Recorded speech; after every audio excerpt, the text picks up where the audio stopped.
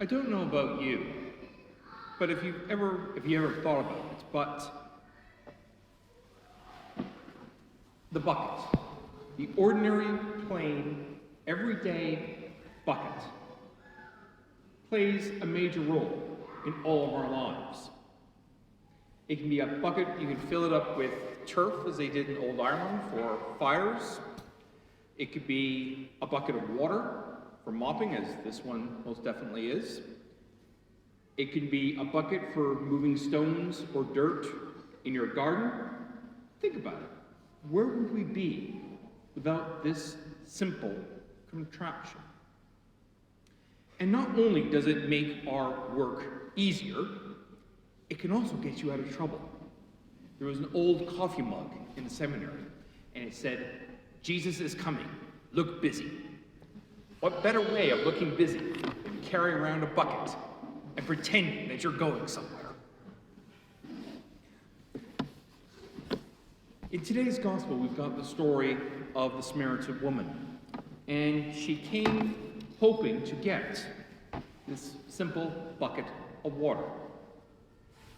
But she came away filled with the living water of Christ, the bucket in our hearts that need to be filled, just as this ordinary bucket needs to be filled. Some context is needed here. First off, the gospel starts, and thank you for Deacon Peter for saying that long gospel. It starts at the 6th hour, which is roughly noon, the hottest part of the day. Most people in fact, almost all people would have gone very early in the morning to gather the water because it was fresher and it was cooler. She goes at the hottest part of the day. She is alone. So already we get this idea. She's an outcast. She's outside of the community. And after a discussion, we find out why. And Jesus, after the discussion about the water, Jesus says, "Go and call your husband," Jesus said to her, "and come back here." The woman answered, "I have no husband." He said to her, "You are right to say, 'I have no husband,' for although you have had 5, the one you are now have is not your husband. You spoke the truth there." So she's an outcast not only because she's a Samaritan, but she's an outcast because of her sinful behavior.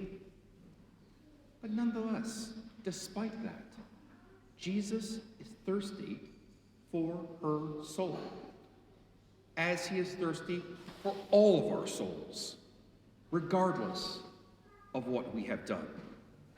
As Jesus himself says, "My food is to do the will of the one who sent me, to complete his work," which is to bring all of us to God.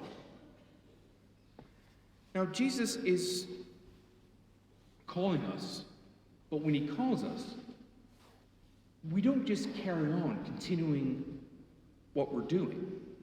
If we truly accept Jesus in our hearts, truly accept his living water, we are the ones who are walked away changed. Just like the Samaritan woman.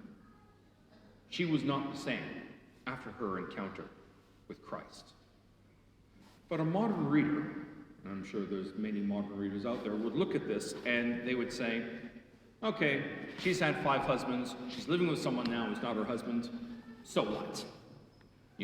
What happens between 2 consenting adults behind closed doors is none of our business. We've all heard this argument before, haven't we?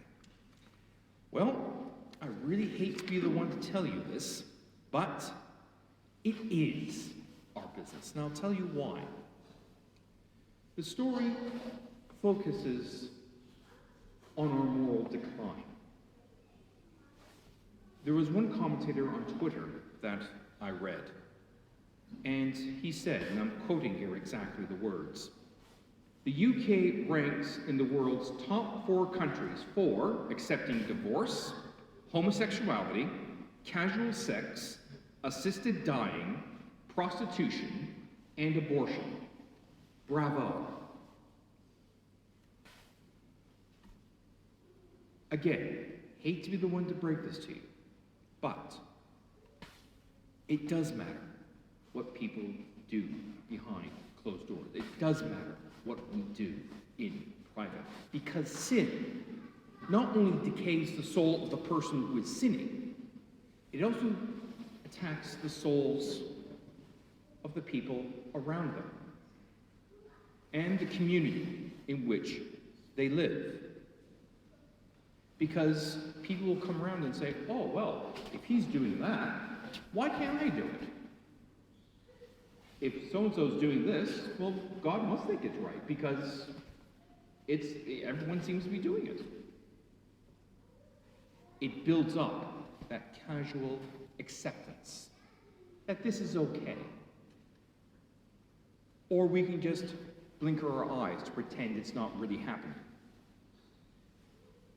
But I'm just going to quote from you a couple of news stories that came up that I've read recently. And I think just the words themselves should fill you in on what they are. Think of the words, drag queen story time. Yeah, exactly. Something that is clearly adult entertainment being promoted to children and their parents. That is where sin leads us. It hardens our hearts to accepting sin everywhere. Another very disturbing incident that I read in the news lately was that the Department of Education is looking at some schools who are offering sex education courses, which include acts that I'll have to admit to you, I actually had to look up online to find out what the heck they were. And when I read them, let's put it this way, I did it, so you don't have to. Don't do it. You will not be the same person afterwards. Those two things are in the news now. But think of the one thing that's not in the news. The endemic use and availability of pornography. It is so common now, we don't even think about it. But it is out there. The point of all of this is that it hardens our hearts to sin. And the point is also, if we're so focused on satisfying our own pleasures, we are setting a bad example for the souls of others. And it hardens the hearts of others to commit more sins.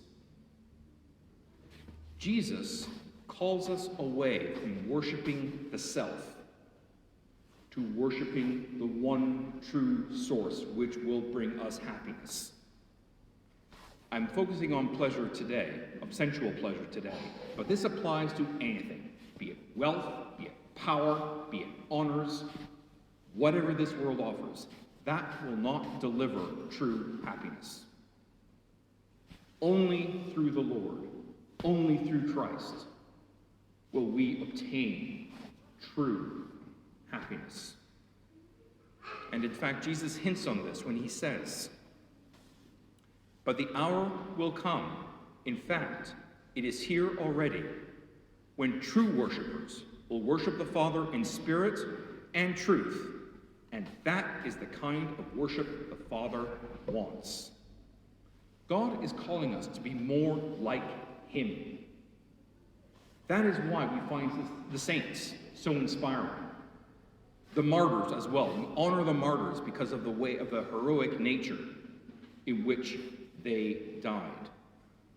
The Samaritan woman herself was transformed by her encounter with Christ. We need to be transformed with our encounter with Christ. So to wrap up, I would encourage you to think and do about three things. The first thing is we need to be honest with ourselves. And I'm saying this to myself as I am to you. We need to be honest about our own sinful nature and our own actions. and accept God's changing grace in our hearts. Accept it. Admit it to yourself and accept it. The second thing is that we need the healing that only Christ can provide. Make use of confession. Pray for God's forgiveness. Pray for his strength to help you live a good and virtuous life in private as well as in public. And finally, we need to see ourselves and to see our lives as a shining example to others. Again, in private as well as public, to help heal the wounds opened from our own self-interest, our own desires, our own selfish desires. I'll close with this final comment from Christ, who is giving us the task of bringing in the lost. Because remember, when the Samaritan woman went away changed, she just didn't carry on with her life. She brought others with her to Christ. And this is what Christ says to his disciples. Already the reaper is being paid his wages. Already he is bringing in the grain for eternal life. And thus the sower and the reaper rejoice together. For here the proverb holds good. One sows, another reaps.